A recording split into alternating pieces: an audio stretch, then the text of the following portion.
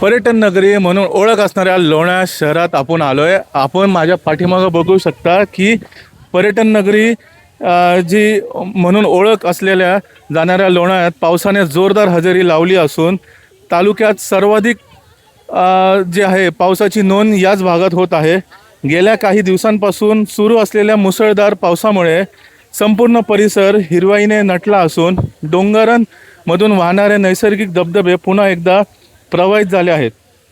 लोणाळा शहरासह परिसरात जागोजागी धबधबे कोसळत दिसत असून या मनमोहक निसर्ग सौंदर्याचा आनंद घेण्यासाठी राज्याचे विविध भागातून पर्यटक मोठ्या संख्येने येथे दाखल होत आहे.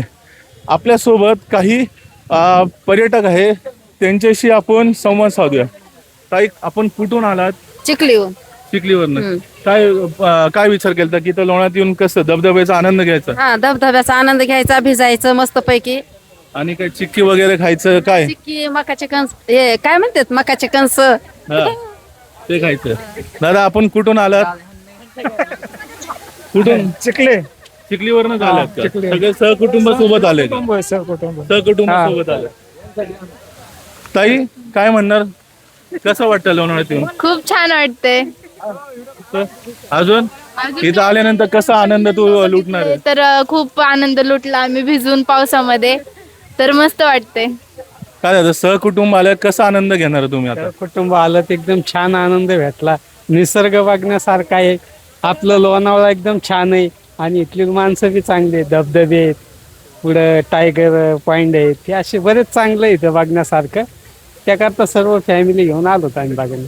काही दिवसापासून पाऊस येत नव्हता, मग आज 2 दिवसापासून पाऊस पडतोय, मग त्याच्याबद्दल काय तुमचं म्हणणं? हा, जरा पाऊस लेटच झालेला आहे. लेट झाल्यामुळे काही लोक यायचे ते आले नाहीत.